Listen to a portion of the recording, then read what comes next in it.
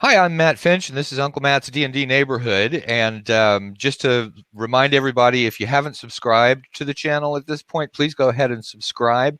And if you're in a generous mood, please go and take a look at patreon.com/Uncle Matt, where you can contribute to keeping this channel on the air. We do D&D interviews of all various kinds. And today I've got Jim Wampler in the studio, and Jim has a long and storied past in not only real life but also in D&D. He is busted you. Hey, you only know pieces of it. Oh, I know, and but they're very interesting pieces. I don't even want to know the jigsaw puzzle ones that connect up to it. But anyway, so Jim is known for the comic Marvin the Mage, and is one of where he is the designer of Mutant Crawl Classics, and so there's various stuff there. And also, Jim is a player in my game, and also Jim was listed by Tim Cask along with me as being one of the five. I think there was a list of 5 DMs that he thought were very, very good, and Jim Ward was in that list as well. So I was pretty proud to be in that company. And Jim also was in that company, and we were described as having different D&D styles of DMing, and that's one of the things that we're going to touch on alongside you being the one of the players in the game. So with that long introduction, Jim, now go ahead and say hi to everybody. Hey, greetings, programs. Greetings, programs. Tron reference. I can't help it. Sorry. Okay, fair enough. Tron was a terrible movie. It was a terrible movie. And yet somehow you and I are still friends. There's no explanation for it. Okay, yeah, no, that's fine. And I don't like comic books either. So it's not that I don't like them. I just don't read them. So I actually like them when I do. I've got. Well, I mean, there's no boss of what are the proper geek and nerd fascinations to have, right? No, there aren't, but there are definitely large categories that can be identified, and the Venn diagrams and all of the stuff, and that's one of the circles in the Venn diagram that I just I'm not in or don't penetrate into it. I think the crucial thing is to just never get settled and stop. Keep exploring. Yeah. No, that's definitely true. I have my brand new 3D printer working away upstairs after learning all kinds of stuff about 3D printing. One of us now, huh? Yeah, I got into that part of the Venn diagram for sure. The D&D makers.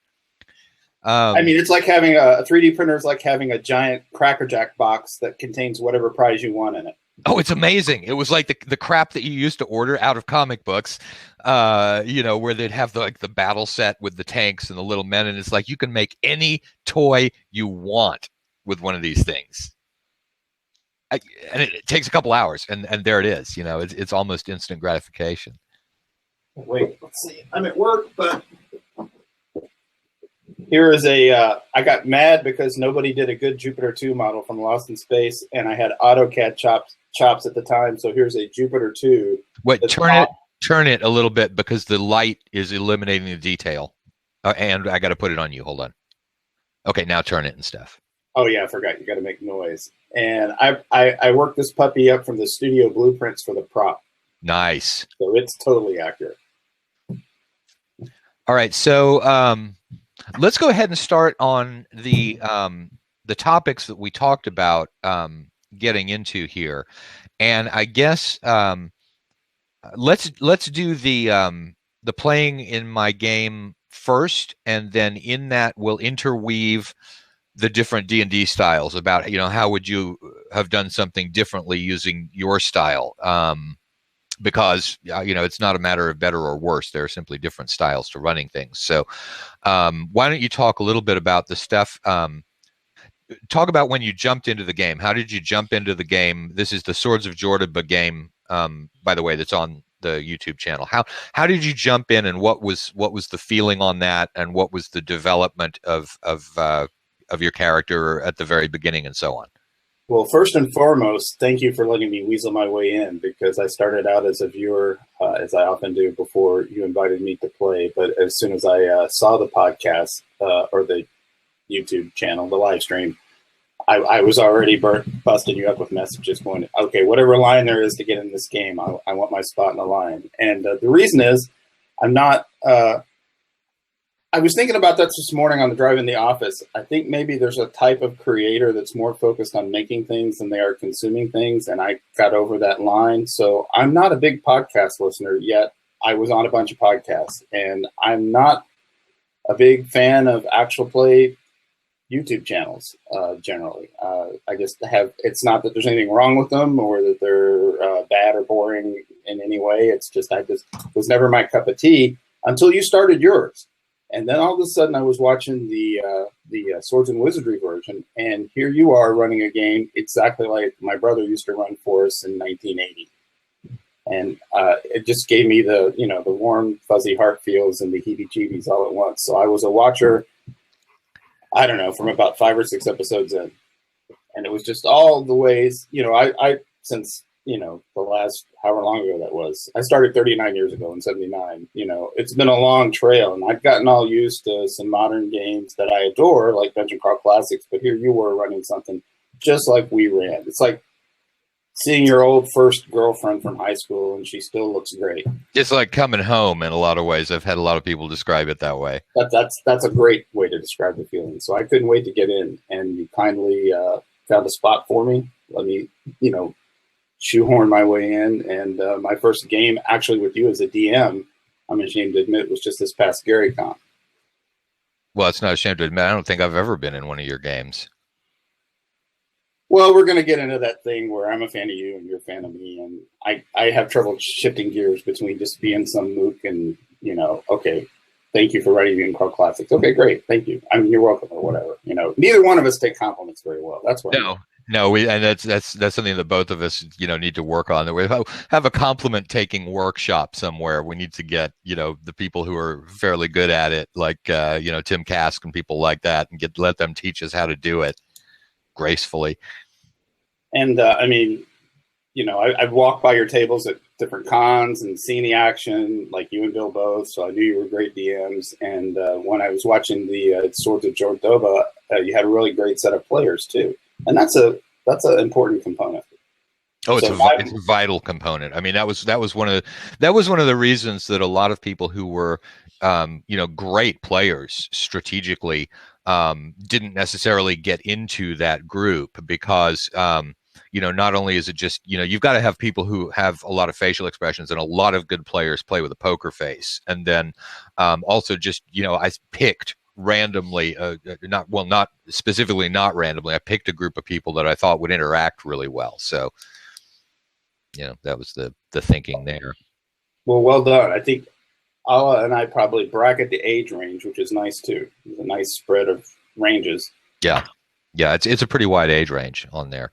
I assume Gabe is about. But you're not in the game with Gabe. That's the 5th edition game. So, let's. Okay, I watched that one too. Oh, it's fun. I mean, they're both fun, and the 5th edition game, of course, is fairly light on the rules. It's probably the extreme end of seeing 5th edition played with a very light touch in the use of the rules. But well, it's that, but it's more than that. It's a good example of exactly what puts the lie to edition wars, because it's you as an experienced and story DM running a crew of people, some of which are accustomed to old school play, and some of which are accustomed to more modern play. And with a good group and a good DM, it doesn't matter at all. Yeah, and there we're talking about the Heroes of Jordoba game as opposed to the Swords of Jordoba game. The Heroes of Jordoba is 5th edition, and the Swords of Jordoba are original D&D, using the Swords and Wizardry version of that. So what? To get back to answer your question, my main job I showed up with was just don't rock the boat, because it's already working great. So just show up, pull your weight. And now that was, and in terms of a show. Now, was there anything that you stumbled with in terms of the online format? For anybody who hasn't seen it, it's basically pictures of the players, and then there's a screen area for me in which I flip back and forth between moving the camera through actual dungeon walls with minis, so that you're seeing it from the mini's eye view. So that's what the whole thing looks like, and people roll their own dice. Was there anything that you sort of tripped over or had to get accustomed to in terms of playing online? No, not really. I mean, the web tech part of it, it's my bread and butter, so that wasn't hard. But I was super attracted to the way you're running it because it's really it will fool you. It looks like it's sort of retro version of I'm just going to push this webcam around some terrain with the minis, but I prefer it to Fantasy Grounds and Roll20. And I mean, at some point I've done it all. Liz and Mike Stewart and Glenn Haustrom and I used to be in a game that was just Skype. So it was like radio. It was audio theater. We had no maps, no fog of war, no nothing. And that was pretty cool too. But I think you really you found something. Yeah, I think I don't know how much of that is the experience I felt even as a viewer of like, oh, this is just how we used to play. Yep. Okay, so there weren't any pushing the minis around. I don't even game generally with minis anymore. No, I only use them. I mean, if I'm in a tabletop game, if I'm running one of the large convention games, there's no minis. I do that on a whiteboard because I've got like 20 players, and you lose a tremendous amount of time if people are trying to move minis around a dungeon. I do on the whiteboard. I put the marching order down, and that's pretty much what I do when I'm playing with tabletop minis too. It's just a matter of, where's the fireball going to hit, who's in what line of sight. But they're not, you're not going through the process of moving them through anything just because it tends to take up too much time and cause problems with the pacing. And so from there, let's talk about pacing. How do you handle pacing in terms of running a game? Real rough and ready. It's the same for con games as it is campaign games at home. Usually there's a 4-hour slot because the days of us all being, teenagers that have entire weekends and infinite energy to play with are gone for me. So it's usually a 4-hour slot at the game store at conventions. And if I can get one combat an hour, that seems to be a good pace. Mm-hmm. That's what I shoot for. All right. Well, I just did a quick editing cut there because I got a phone call from my dad about lunch. So I had to cut Jim off and quickly talk to my dad. Hey, Matt's dad. Yeah. And so that's the reason for the editing cut there. It wasn't that and we suddenly started talking about Satanism and D&D or anything like that. But I did cut you off by the phone call, Jim. So go on back. You were talking about pacing. I was just saying I only use a really rough metric of one combat every hour or so. So if it's a 4-hour slot and I get in 3 or 4 combats, I figure that's a good pace. But there's a difference between con games and one-offs and a campaign. One of the signs you've actually got a campaign going is when your players show up at the table with ideas of what they want to do. And, a whole adventure spent running around town or training or spending the gold is fine by me. Oh yeah, I enjoy those too. I don't normally, you got to spice up a game. There ought to be some sort of combat in there, but varying it with traps or negotiation with people, or just let me learn more about the clerics in my temple. Things like that are a lot of fun in the long form campaign game. Somebody pulled out the term long form campaign game in one of the interviews, and I thought that was brilliant. It really described it. Well, it happened when we were playtesting Mutant Crawl Classics with my group, the Mutant Murder Hobos. It obviously started as me presenting adventures that I was preparing for publication. So it was very much Jim shows up, presents the adventure, group goes through the adventure. But then, and it didn't happen right away, but eventually it became a campaign because it stopped being about Jim shows up and had the adventures. It started becoming, I want a mount. How do I get a mount? That kind of stuff. Right. So now here's a term. I know that you don't like the term Gonzo when it's used. Now, hang on a second. The campaign that I'm running would probably be described as relatively Gonzo, probably not all the way Gonzo. Talk about your feeling about that sort of level of weirdness going on in a game. I'm fine with it. It's just I actually read Hunter S. Thompson, so I know where the word came from and what it meant at the start. And it's a trigger word to start an online knife fight now because everybody has their own individual idea of what it means. And it's like a lot of the social media stuff. It can become a trigger word because I say Gonzo and know what I mean, and you or somebody else hears something completely different. The chaos I'm fine with, and the funkiness. I started early enough. I grew up in a time where we weren't just playing from a set of 3 books.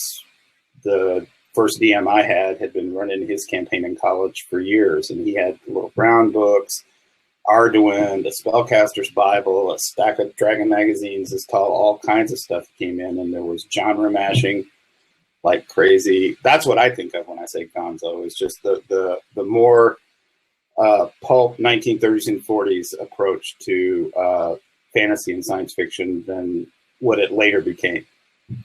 Yeah, I mean, for me, I guess it's kind of a spectrum running from. Well, no, I don't know. I mean, I don't even have a good definition of the term. It's sort of one of those things where I know that most people would describe mine as being a low level of Gonzo, but I think a lot of the reason for that is just that I pull in ideas that make sense. They're internally consistent, in the overall world that I'm doing, but they're just not standard D&D. And so when they show up, it's kind of like, wow, here are a lot of types of challenges that are very unusual, like the telepathic slugs, for example, running the city. But really, if you think about it, fantasy-wise, that's not at all unusual in swords and wizardry type of stuff, but it creates some very unusual challenges in the framework of expected D&D challenges. It's just good writing. I mean, it's the essence of any creative act. There are no new original ideas, in 5,000 years of human civilization. So all really, it's like Picasso and Steve Jobs said, good artists borrow, great artists steal. So all any of us really do is take all our little inspirational influences and yank jigsaw pieces out and see how they fit together different. And that makes it exciting and interesting, right? Yeah, no, I think that's exactly, I'm not sure that I exactly agree with the good artists borrow, great artists steal, but, there's definitely tons and tons and tons of borrowing that goes in that, although I really don't know where my telepathic slugs came from. But well, they're loyal and faithful dungeon cargo vehicles. Yeah, no, I love the giant centipedes too. That's so you guys. I'm trying to decide whether this next adventure ought to be the first in a new season, because one of the things with these games is that since we're gaming every week, there's lots and lots of episodes, and people fall behind on those, and they don't like being behind. And so I'm thinking of doing this is the new season. Here is the setting. The city is half on fire. There have been riots. There's this religious war going on, and our guys, have a grudge match, and here they go, and have that be sort of a good starting point. Maybe spend a little bit at the beginning, explaining people's characters, and that way, if somebody is coming in brand new, they're not going to see, here are 400 episodes of this show, start at number 1 and try and catch up. It's more like, you can start with each season is sort of what I'm thinking about. I think that's genius. It's one of the great things about the TV show Doctor Who is people always want to know, well, there's 800 episodes. Where do I start? You can start in any episode that begins with a new doctor when they recast the role, because they effectively reboot and represent the premise to you in that episode. Yeah. And so I'm thinking that's, probably the way to go on the next Swords of Jordan episode. I think that for the heroes of Jordan, now I'll actually know what's going on. I'm still trying to figure out what's actually going on in the campaign. Well, I mean, I'm not sure anyone's actually sure what's going on in the campaign. I've got a pretty good idea, but the fun thing about this whole campaign is that, I don't know anything about this world either. It's developing for me the same way it's developing for the characters. It's just that, I'm a week ahead in designing what they're going to run into, but that's all. I'm a week ahead. Yeah, as far as I can tell, I joined a band of fine young cannibals that just want to go underground and kill stuff. And eat it. Yeah, that's been a really hilarious. I keep having them ask, hey, this is a show. Should we turn down the cannibalism or something like that? And I'm like, no, you're playing, play the game. That's what people, want to see is the game being played. Well, I mean, and they've already moved me their way instead of the other way around, because they went from, okay, I'm just in this to pull as much magic as I can. Well, you gave us, I got a notebook to create these sleep gas potions, and that's what I should have done. And the next thing I know, wait, it's a better idea. Let's try and extract this sleep spider venom and turn it into a fine ale and make some money. Yep. To go with the side dishes and the cookbook and everything they're all doing. Yeah, I'm waiting for that cookbook. At one point, Jim Raji actually was sending out real recipes for stuff, not for monsters you kill in the dungeon, but I can see an actual recipe book in the future of this game. Yeah, well. So, all right. So, Tim definitely put us in two different categories. I mean, he wasn't really trying taxonomy or anything like that, but he described the way that I play or run a game as being, theater of the now, I think it was. And what was it that he said about yours? He called me DM that DM's like a frenzied Mardi Gras director that somehow keeps the table under control. Which is, yeah. So, I mean, there's a lot of similarities between that and the theater of the now. But I mean, do you see anything that's different in terms of the way that you and I DM? I mean, at a fundamental level, no. I mean, the good job of the DM is to just show up prepared and provide the setting in which a whole group of people are entertained for 3 or 4 hours. So, you obviously job done, and I feel like I'm capable of and do that on a regular basis. But it's funny that we know each other enough now that we don't either one deal with compliments or praise very well. But I mean, I'll tell you the real story. I grew up rough and in a sketchy family situation, and was well into my adulthood before I dealt with and got over a lot of that. So I once had a mortal fear of any public speaking, and role-playing games helped me deal with that. I mean, it started with just, with my group and my friends on the weekends, we're all cool. We can act out and be comfortable doing that. But it hasn't been that long ago where I couldn't run a con game, and even with my, homies at home, if it got much over 4 players, I reached my discomfort level, which is trying to deal with it all. And the very first Gary Con I went to when I started getting back in the hobby, I was just sitting next to Diesel in the art room with my little Marvin comics, and people were walking up wanting autographs, and my brain did not know how to process that. And I had to think on it and problem solve it a bit. And then all of a sudden it dawned on me, if this will make sense, I think this will make sense.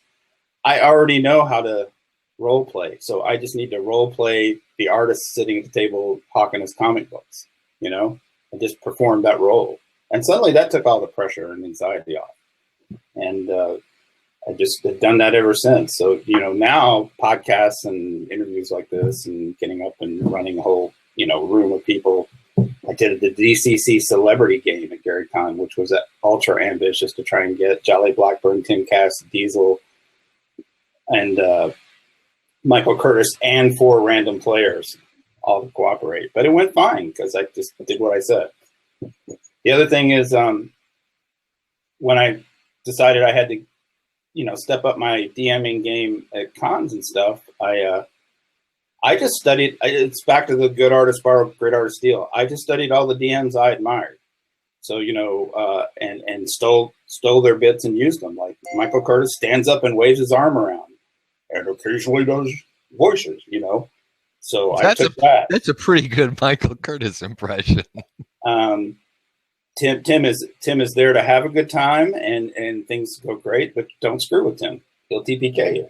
You got to be on your toes for his games, and that times 5 or 10 factors for Jim Ward. So I lost my guilt of having a whole table die on me watching those guys. Learned how to just toughen up a little bit, and when it's fair, you do something ridiculously stupid, you get a ridiculously stupid consequence. You come up with something brilliant and outthink what I have written. Yay, you! Big kudo. That actually brings in one of the things, talking about my DM style and the one thing that I think I've noticed that is a personal quirk or personal skill or personal foible, or just something that's characteristic of it, I think, is that I tend to make up various consequences to dice rolls that tend to be fairly wild, and I do it for the monsters as well as the characters. I mean, we had one monster die by just reeling into a wall. We had another one that fell off tripped and fell off the roof. Tripped and fell off the roof. Yeah, I mean, so there were actually 2 monster casualties in the last game, resulting from just generalized, horrible die rolls, which was really characteristic of me that last session. But then on the other hand, players can do things like accidentally throw their sword, to the other side of the room, or bang into each other,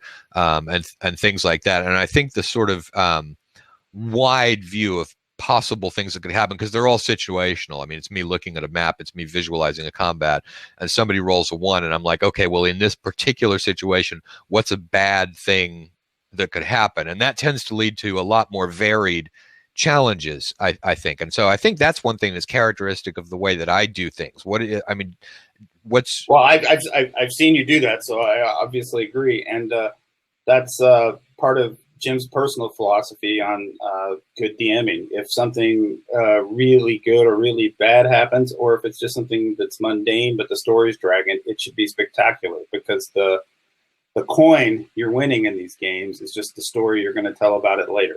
That's all we ever really walk away with, is how great was that.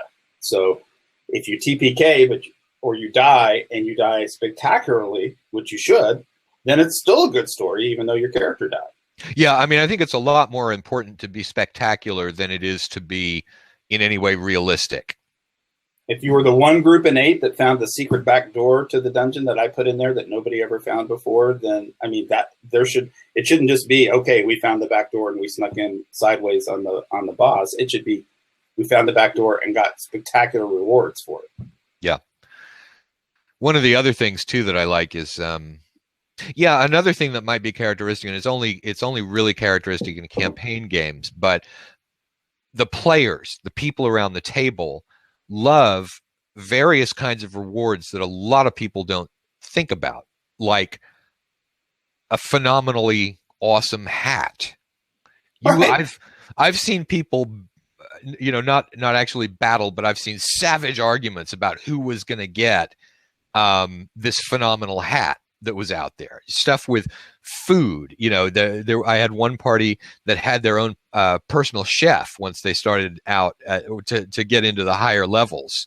And they did one. It was really hilarious, because there was a friend, this is actually with Jim Hazeltine, one of Jim's friends came in from out of town and was gaming with us, and it was like they assembled, they were traveling to the adventure, and at the beginning they made their menu, they talked to their personal chef, they made sure that they had all of their comfortable wagons that they were going to be going in, and he's watching it like, what on earth is going on here? And they're like, this is when we travel to an adventure, this is how we travel to an adventure. And it was just like, we've made it, past 4th level, and we're by God going to act like we've made it past 4th level, and we're going to spend this gold on ourselves, and it had nothing to do, with rules of the game or experience points or anything. But some of that stuff was massive rewards, to the players themselves. Well, I mean, the hook that you're talking about a subset, but the overall hook you're talking about is how to trigger or engender player agency, which I've come to late in life is one of the keystones to running a good game. As a younger man, I was very controlling and OCD about everything. And when the players went off the tracks, there were always consequences. And I have since learned that worked great with me and, my younger brother that I already have a sibling rivalry with, and my drinking buddies, we're all like, Y chromosoming it up all the time. That was fine. But it's a much better DMing regimen to look for, because the players will tell you. I mean, like the classic is they will go inevitably like a beeline to the one door on the map you don't have anything behind. So Sure. All you do is let them not through that door, for 5 or 10 minutes and listen to them speculate about what's on the other side of the door. Because the player psychology is he doesn't want us to go through this door, so we extra want to go through it now. And they will sit there and start speculating about why. And you can just sit there with nothing prepared and listen to the ideas, pick the best one. And then they get the confirmation on the other side of the door. I see, we were right. That's a good DM trick. Yeah, it is. That's a very good DM trick. And the other thing too is that I enjoy putting a spin on the ideas that they've had. I use that as the sort of raw material. But usually I can come up with something that's even more spectacular. Is there, they were essentially right in the whole thing. But by God, there's something else. So in the Jordova campaign, I'm just trying to keep it low key and get the hang of what's going on. But I'm having a great time. I'm already swept into the campaign part because I'm now working on Elijah's Sleepy Time Ale and some sort of plan to turn it into a cash cow in the Grim Quarter. Well, and also, and this is one of the things I was talking with Zach Smith about too. A lot of times when you are trying to inject, in order to have the players coming up with their own ideas, you do have to feed them information as the raw material for those ideas. And so, you're feeding them some stuff that's just, not relevant, and but they may come up with something out of it because you don't know. You just want to toss out as much as you can.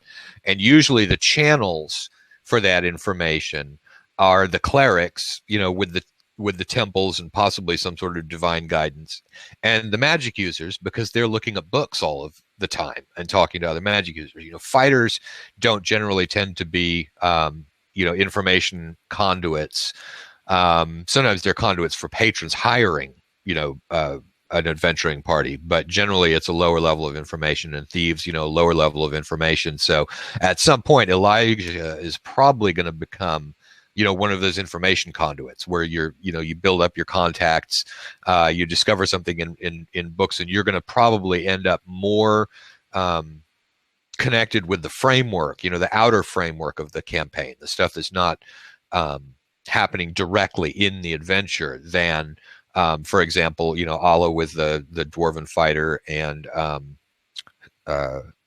Rokestric might be because he is partly a magic user, and Shane, probably not going to be a major information conduit. So you're going to have that's all very grand, and I'm all in for it. But right now, my focus is the joy of doing something I literally haven't done with a character since 1980, which is start with a first level magic user who you generously allowed to have maximum hit points.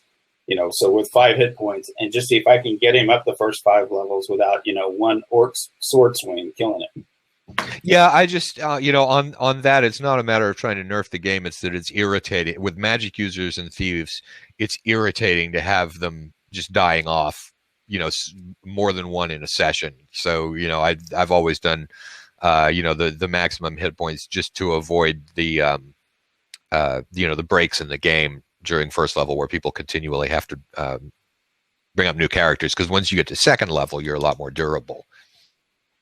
I mean, that's just the most fun I've had in yonks doing just that. I'm entertained. Oh yeah, no, I'm totally with you. That's what I do too. If in terms of a preferred character class, it's always a magic user, and it's always thinking about because one of the things is that in the original Player's Handbook, of course, they had everybody sort of topped out at 9th level, and they'd start becoming lords and and this and that. But way up there on the magic user experience and level chart, there was the Archmage, 18th level, and so it was like you're the weakest starting character, and so it's just like session 1, you got your 10-foot pole, you've got your couple of flasks of oil, and you're ready to go into the dungeon, and you're thinking to yourself, there's an enormous chance that I'm going to die, but at the end of the whole thing, there's the Archmage. I might be one of the Archmages. And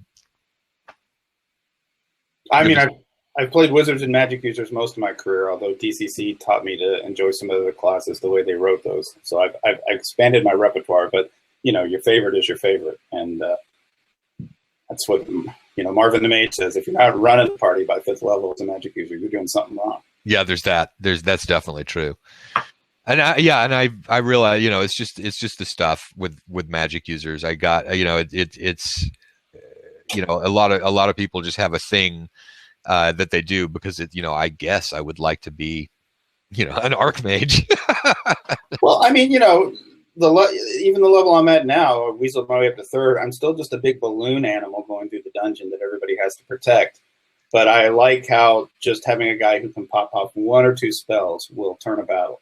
Yeah, and you did in that one in the lair of the spiders. I mean, that was clearly, the web spell and then the hold portal spell made it. It was sort of premature, but it was a great vision of what it is that magic users can do for the party once they, begin getting up there and casting spells. And I think you had a scroll for that web spell. Yeah. I was the second level, but we'd found a web scroll that they gave to me, which was a smart move. Well, duh. That's what you do with a scroll is you never ever sell a scroll. Because also, you can use the scrolls to write spells into your book.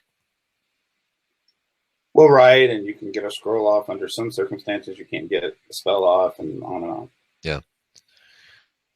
Okay, so that covers sort of the general topics that I wanted to get with this. Obviously, I'm going to have you on the show a few times simply because you are a jack of all trades and you've got a lot of different things, that we can talk about in terms of topics. So tell me, I'm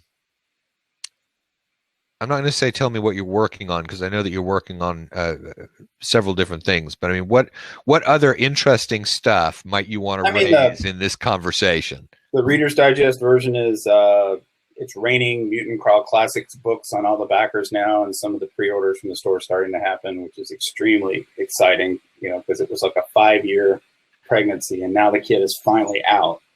That's a big relief. And I'm very obviously pleased with the reaction to that. I'm working on a new game for Frog God Games called Mega Heroes, and we just did the very first playtest this past Sunday. Oh, how'd that go? It went well. Oh, forgot what that was like because I get these dumb ideas. Writing a D20 anything I know how to do inside out, but my ambition went to I'm going to do a whole new game engine and a whole new combat system. So until Sunday, I didn't know whether that worked or not.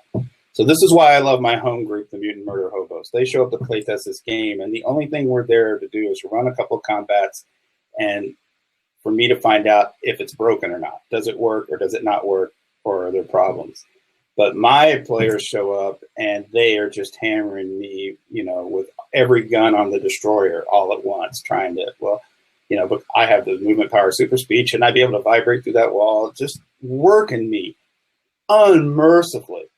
And I kind of love that. That's part of the DMing experience. And a good campaign is the back and forth challenge between the players and the DM as you negotiate through these things and invent rules on the fly and ways to resolve situations. But they worked me hard. But it went great. But at least I came out, with some tweaks for sure and some things I need to adjust. But the combat system worked, so that was good.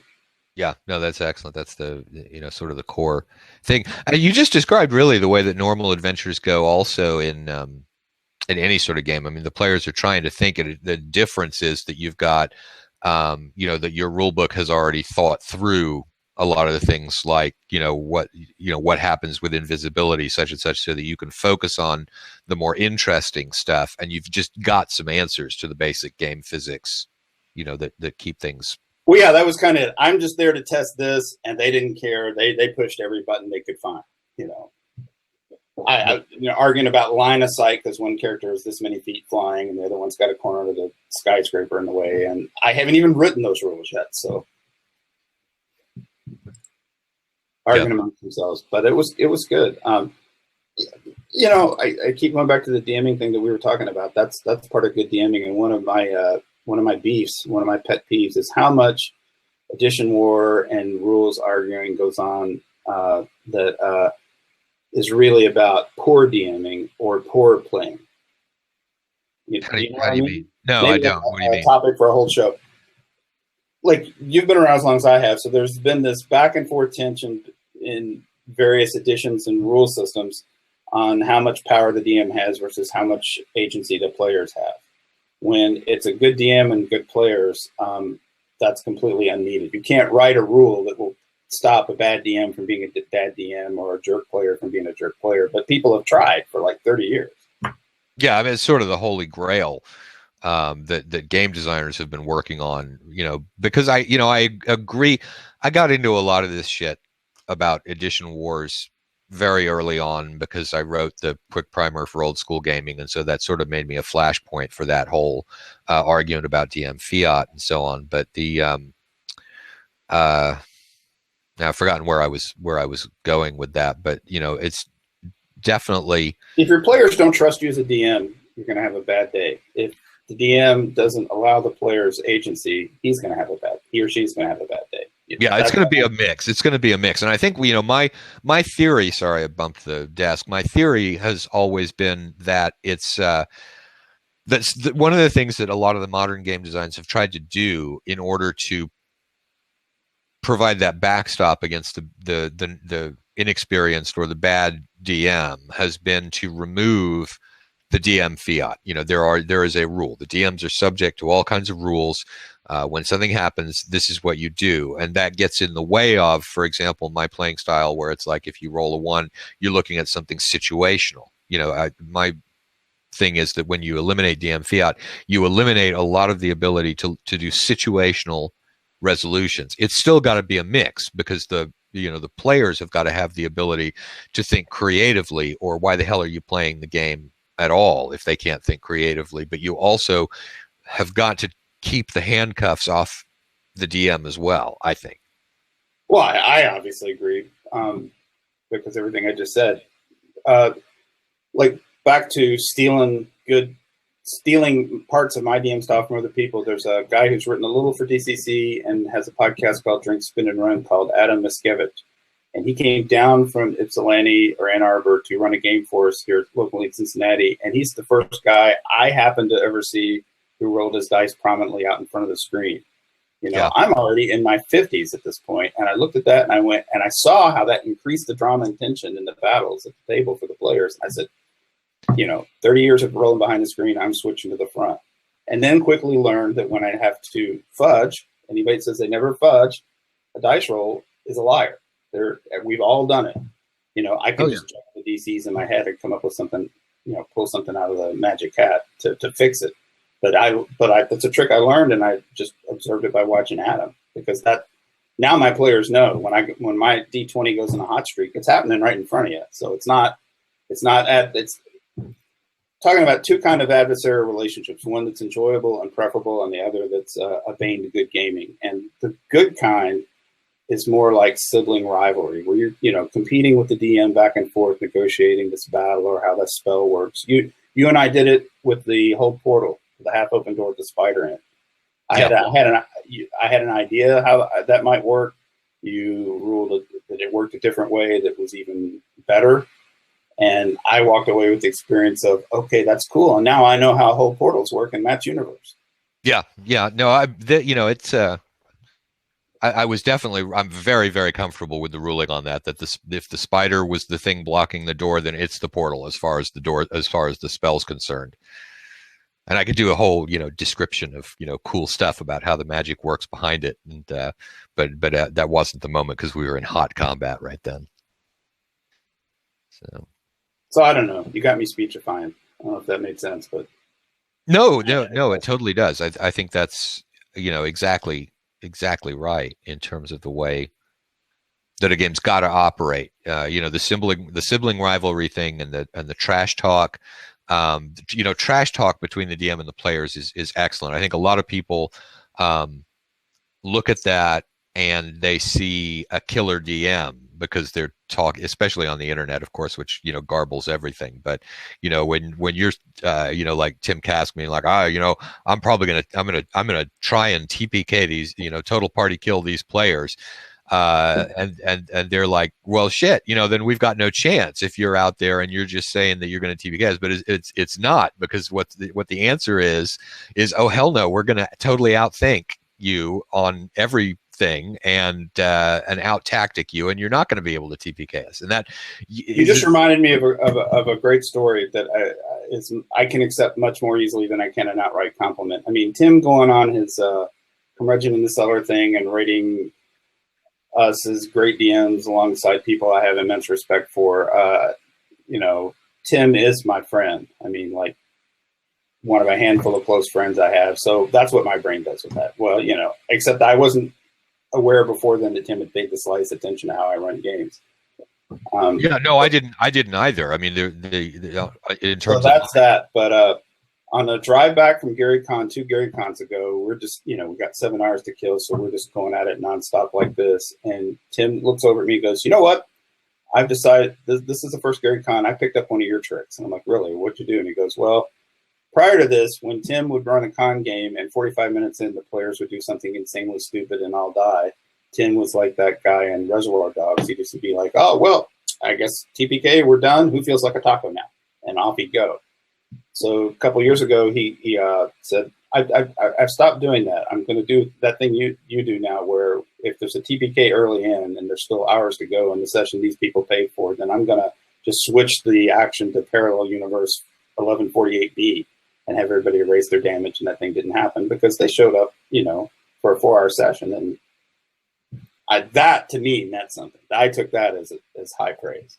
Oh yeah, I mean Tim is excellent. I've played in one of his games in North Texas, and we got pretty far into the session. We did get TPK'd.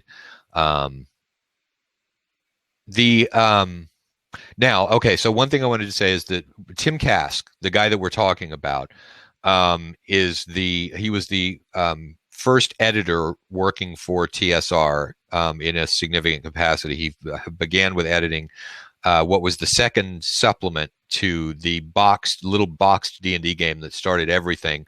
Also, he was involved in developing and editing the first edition Advanced D&D.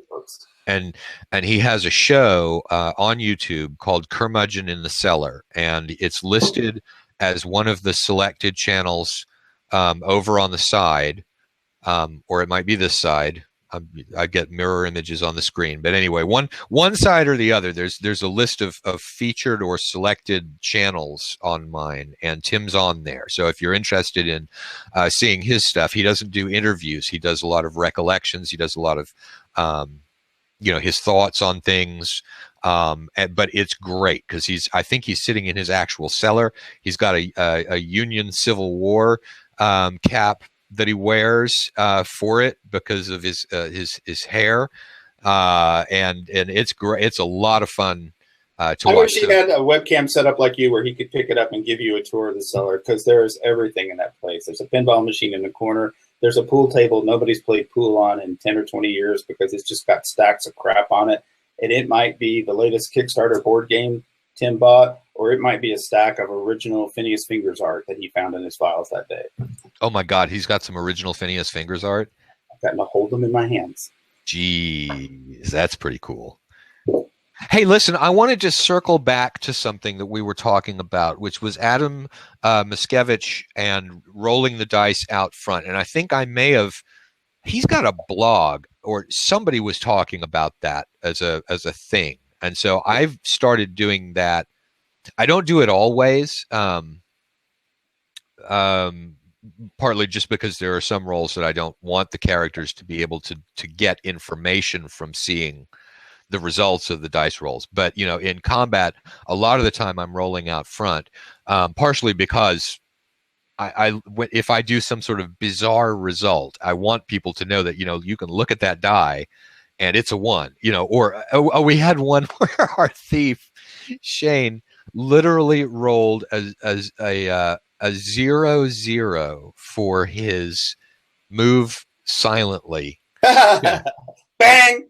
And so I had to figure out what is the worst possible 1 in 100 outcomes of how moving silently goes bad. And fortunately, he had forgotten that he was the one carrying the torch.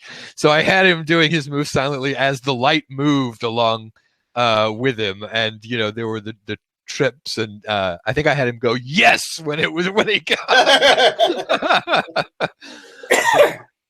But it's like, sometimes it's like, you really want to have the character see that you rolled that 0-0 and what's going on, and sometimes it's not something you want the characters to see, usually with boring rolls. But what I wanted to talk about with that whole rolling the dice out front is a thing, and I've brought this up and had people raise this in several of the interviews, and it's one of the things that I very strongly believe, that the players need to know that what they are facing is a fantasy world that has its own existence independent from the DM spinning a story. The DM's job is to handle the interface between a world that has got things like a table of what kind of monsters you are going to meet on the first level of a dungeon.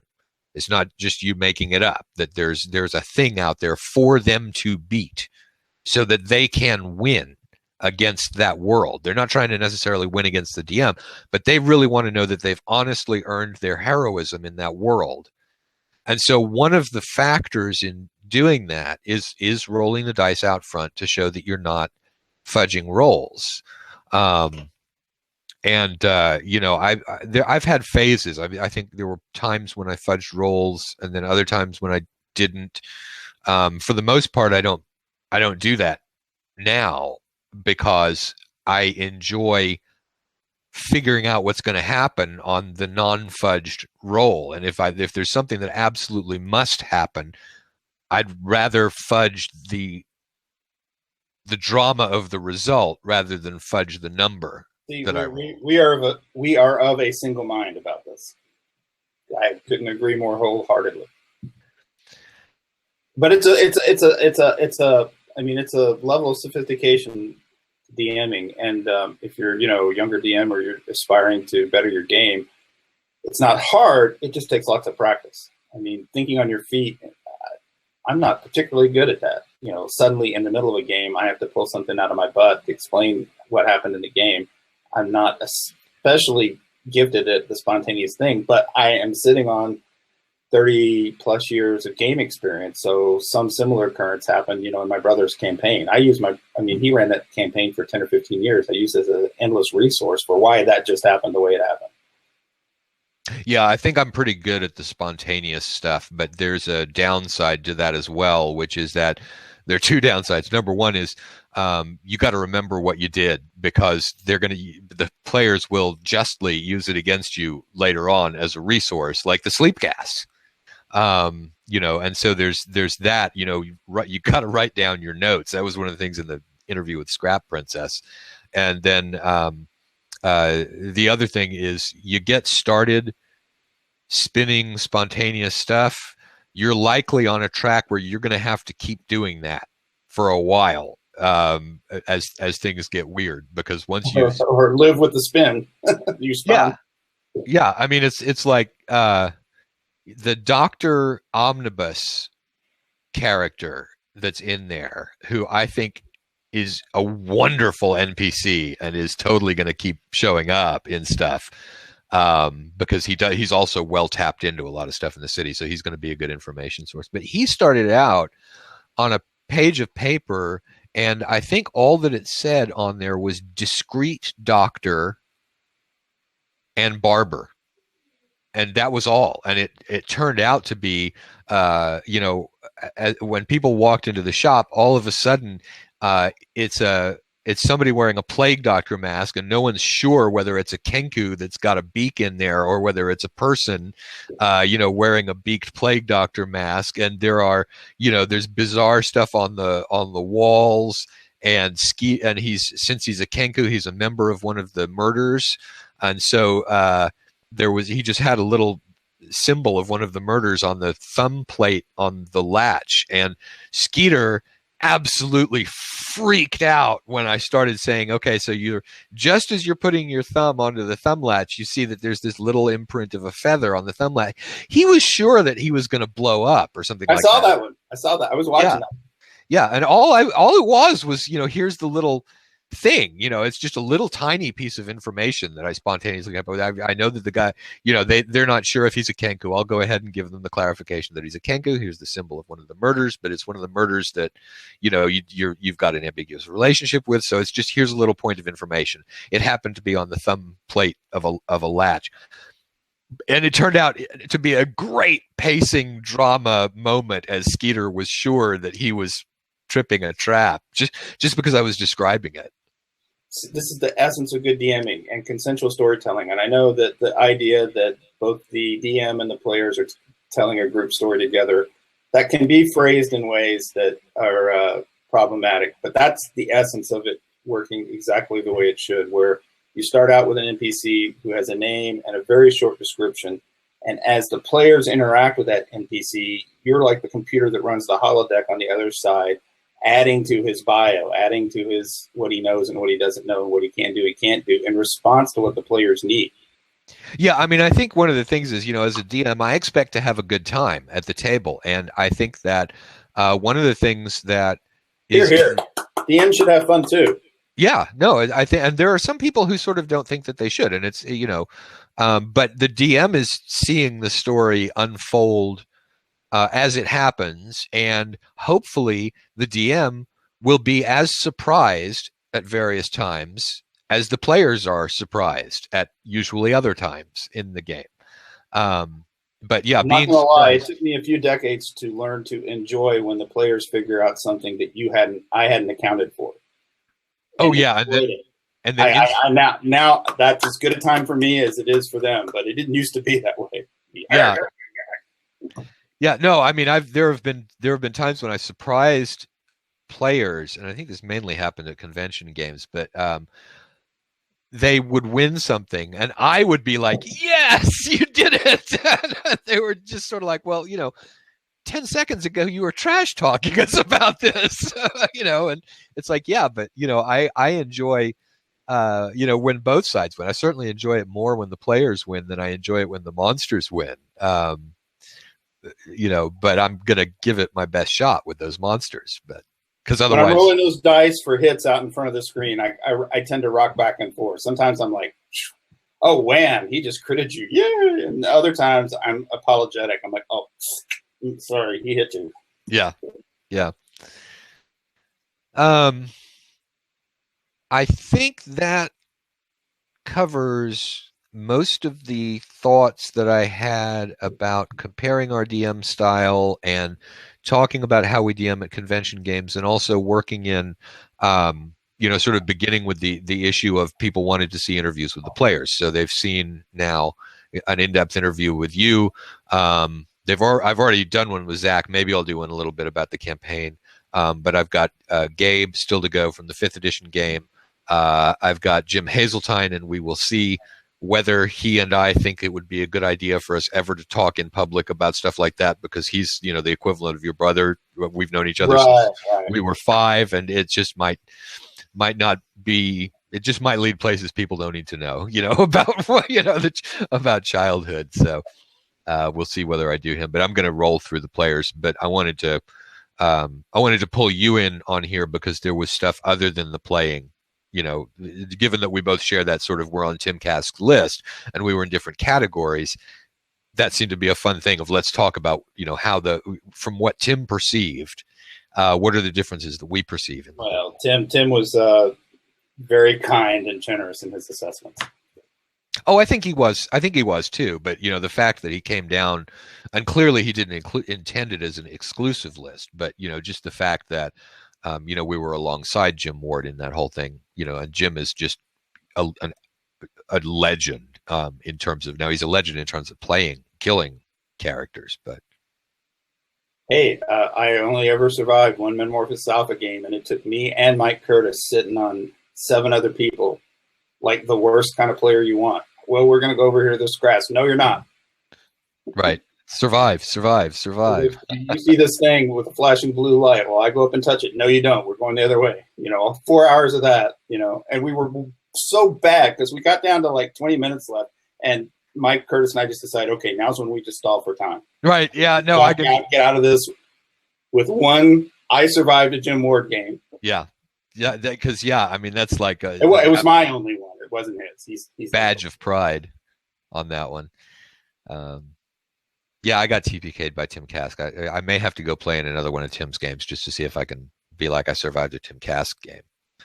And hopefully, I may try and grab a place in one of Jim Ward's games if he's well enough to hit conventions. His health's not great. So, all right. Well, let's.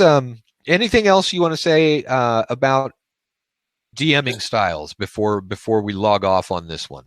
I don't want to say anything about DMing styles, but I just want to thank you for inviting me into your game, and I love the crew. So thanks to all of them for letting me come in. I think you fit in great with that crew. I'm really enjoying it, and the creative spell use is getting really enjoyable. I can't wait to see what else you're able to pull out of the hat. Incidentally, you wanted a rabbit familiar. I have not yet found a 28 millimeter rabbit, but I'm guessing that 3D printing is going to eventually allow me to get you a rabbit familiar. I'm just kind of on a rabbit theme kick these days because of bunnies and burrows. Yeah. Which I'm looking forward to. Nevertheless, this is one of the things about 3D printing is that if you can imagine it, a lot of the time somebody has already made something. It's not like porn where you can be, they say that if you can imagine it, there's porn for it. 3D printing hasn't quite gotten to that point yet because there are definitely things where you can think of it and you're like, God damn it, somebody hasn't, like you doing your Jupiter spacecraft. I've never looked into 3D printable porn, and I kind of don't want to, but I bet you it's out there. It's the thing about our species. Yeah, well, I was just tying in, the old saying about if you can think of it, there's porn, and then 3D printing is not quite at the point where if you think of, the Jupiter, you may still have to, do it yourself to get it. But now, did you put yours free out there for other people to get? I did that. I did this thing so long ago. It was when the only printer I had access to was a first generation MakerBot here at my brother's lab, where my office is, and that took a proprietary file format, and the original source AutoCAD source files are gone on a computer I sold long ago, so I can't make any more. I'd have to do it all over again from scratch. Yeah, that's a shame. Anyway, I would have shared it. And Tom Tullis with Fat Dragon Games. Actually, I've probably given Tom too many little commercials in here in terms of what he's doing because I'm no such thing. No, there's not such thing. But Tom, one of the things that Skeeter pointed out was that Tom is really taking a leadership role in the whole hobby of the D&D makers, and who are doing terrain like that. There are a couple of other people out there in the free printing world where they've also got, usually it's about lock systems that will connect tiles and stuff, but Tom gets lots and lots of kudos for helping assemble that crafting community. I mean, as far as vision of where that part of the gaming industry is going, Tom is visionary, Steve Jobs level visionary, and despite what you would gather from his Facebook feed, he really is a nice guy. Oh yeah, he's a wonderful guy. He really is, and he is sort of an ahead of the curve and making the curve as he goes kind of a guy with Fat Dragon Games. So, all right, well, let's go ahead and end, on I'm sorry, I've tangented us like 30 minutes over. We're good.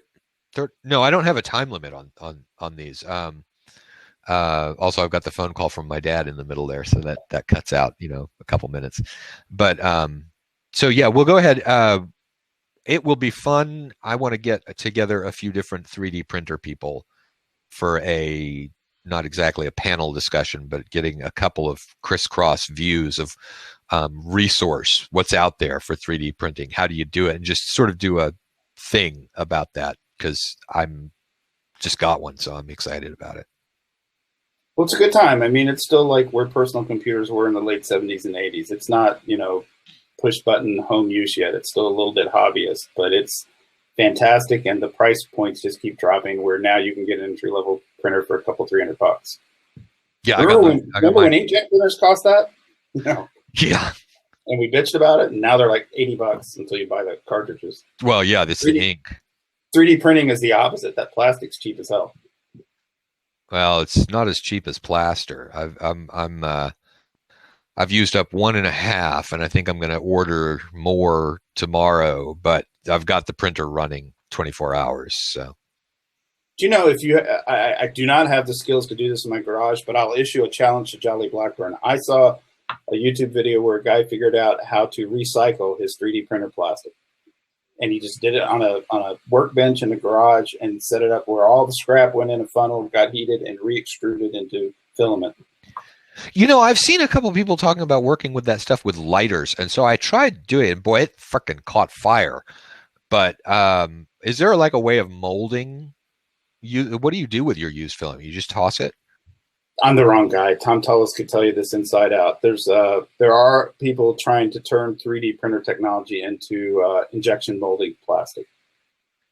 Well, I think these guys were sculpting it. I think they were just turning it into a melted mass, or it may have, I don't know, maybe they were working with clay, but it sounded to me like they were talking about plastic. Yeah, I mean, there's a million different plastics. You and I both use PLA, which is basically cornstarch. That's why your dog can eat it and he won't die. You could eat it. I don't want to. My dog, though, it's probably safer for him to eat this stuff than it was the plaster that he ate. I mean, he's not going to have a good day the next morning, but it's going to be fine. No, well, that's good. I don't want him to have a good day the next day after he eats a piece of my terrain. All right, Jim, let's go ahead and we'll wrap it up there. We've got more interviews to do in the near future. So say goodbye to everybody. Bye, y'all. And I will say to everyone, thank you for watching. Please subscribe to the channel, and no matter what kind of Dungeons and Dragons it is that you play, imagine the hell out of it.